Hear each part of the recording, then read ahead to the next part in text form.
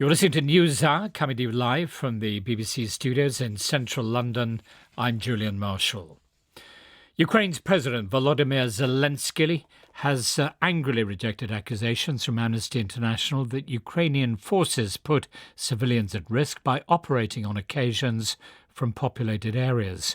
After a 4-month investigation, Amnesty said it has found evidence of the Ukrainian military launching strikes from within residential areas, as well as basing themselves in civilian buildings such as schools and hospitals in 19 towns and villages in the Kharkiv, Donbass and Mykolaiv regions. Yuriy is an advisor to the defense minister in Kyiv. This is a war of the survival of the Ukrainian nation. This is a war of a genocide waged against the Ukrainian nation by the aggressor, the Russian Federation. This is a war in which we are determined and we are heroically defending every inch of our land. This is a war which the whole world saw what happened in those cities which are entered by the Russian occupiers. Bucha, Irpin, Borodyanka, Mariupol, Severodonetsk. They leave nothing from those cities. They raze them to the ground. They rape, they murder, they kill. So for many of the Ukrainian people who are now in those areas where the war is taking place and intense fighting is going on, the presence of the Ukrainian army is very often the only protection actually they can get and they have access to. And, as for the allegations and accusations that evacuations were not made possible because of allegedly the presence of the Ukrainian army in those areas. Now, this is, of course, also untrue. The only cases where evacuations have been impossible are those where the Russian army, the aggressor, who has committed every war crime on the book in this war already and continues to do so.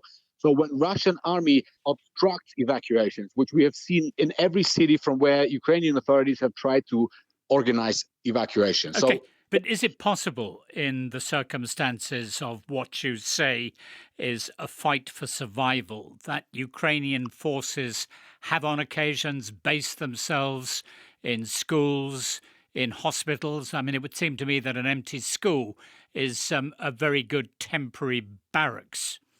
Look, if you look at any Ukrainian city, if you look at Kyiv, there are military men walking around in Kyiv.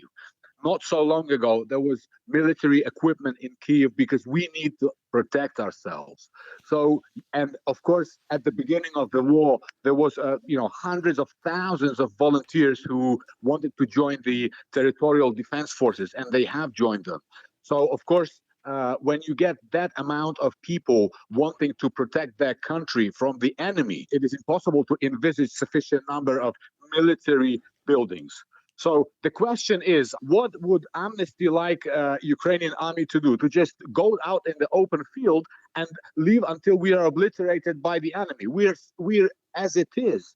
Russians are shelling us with artillery because they outgun us very significantly. But there is a risk, sir, isn't there, that if you do fire on the Russians from populated areas, you do risk retaliatory fire? Well, I would answer your question by quoting Melinda Simons, who said she's the ambassador of the United Kingdom to Ukraine. And she said it today. She actually said the same thing that top Ukrainian leadership said yesterday. She said that the only thing endangering Ukrainian civilians are Russian missiles and guns and marauding Russian troops. Now, that is what we have to be focused on, because everything else is, it's like, you have seen how much outrage this report has caused in Ukraine. In Ukraine, which is a country based on the rule of law, trust me, we have all systems in place to ensure that the Geneva Conventions will be observed and implemented. We are responsible. We understand our responsibility before our international partners to make sure that we respond to everything that happens on the battlefield in accordance with international humanitarian law. But I will stress and repeat one more time, the only thing that endangers Ukrainian civilians for real are the Russian aggressive genocidal troops. and their missiles. So if there is evidence of Ukrainian forces having based themselves in schools, hospitals, or densely populated areas, you will tell them to stop doing that.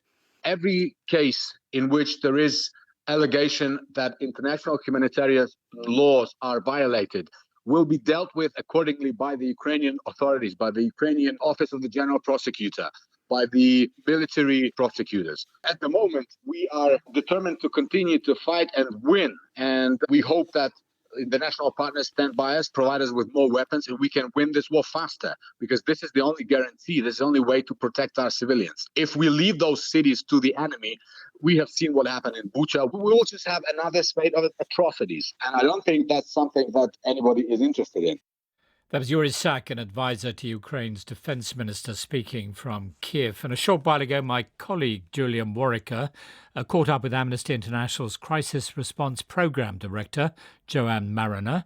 What did she make of the criticism directed at the report? We've been very clear that any violations by the Ukrainian military in no way justify Russia's indiscriminate attacks and deliberate attacks on civilians. So we are making no excuses for Russia. And in fact, we have hundreds of pages in the past several months in which we've documented Russian war crimes and called for accountability at the highest levels of the Russian government. Let me put a specific point to you made by Yuriy, advisor to the Defence Ministry in Kiev.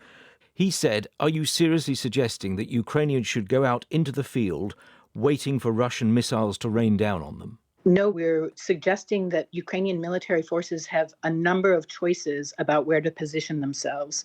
And I note that we're not talking about Ukrainian forces on the very front lines, engaged in warfare in cities. They're forces that are miles from the front lines and have many choices about where to position themselves. They don't need to choose a hospital. They don't need to choose a civilian home next to civilians who, face getting killed in any Russian attacks. Not on the front line, no, you say, but clearly the front line of this war is not clear, is it? If missiles are landing on occasions in a random fashion. Missiles landing in a random fashion constitute indiscriminate attacks, and we are very critical of any use of indiscriminate weapons or of indiscriminate attacks. We make no justifications for the kinds of attack that you're making reference to. What we do criticize is putting civilians at risk by carrying out military operations, literally in their backyard. That was Amnesty International's Joanne Mariner.